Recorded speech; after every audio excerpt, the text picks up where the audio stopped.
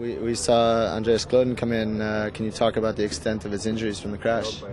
Well, I don't know the injuries. I just saw that he fell in the curve, and we didn't ask how he was feeling. I would just put him back on the bike, and he had to continue. Certainly, it has taken away the concentration, and probably lost 30-40 seconds in this accident. But I mean, the course was the same for everybody. That's part of the game. Talk a little bit about Vinokurov's ride. You said the other day that Vinokurov is like a wounded tiger, and he's even more dangerous now. We saw today that he is far from giving up. We see 3 Astana riders now in the top 7. Can you explain how you see the tactics for the coming days and the different roles on the team? No, I can't explain because for the moment we don't know what the tactic is going to be. We have the privilege to have 2 leaders. We will manage the tactic day by day and during the race. I think it's not many teams who have 2 guys able to win the Tour, and therefore we will not put any pressure, any stress to those guys. They have a green light, and depending on the race situation we will decide. Discovery now has Contador and Leipheimer also in the top 7. Is that the biggest threat for Astana? No, it's Cadel Evans the biggest threat. Not Michael Rasmussen, not Carlos Sastre. Yeah, but I think it's Cadel is much more dangerous because Cadel is very regular on the tour. He has proven that in the past, and he's very strong in the mountains. He's good in the time trial, and it's a guy who's very solid on the bike, and I believe very much in Cadel Evans.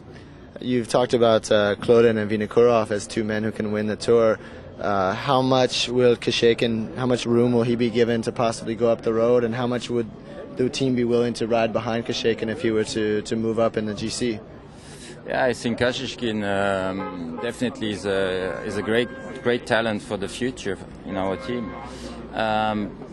It's very clear that Cash will have to help whoever he needs to help. Either Kloden, either Vino. I mean, that's his job, and he has to do it.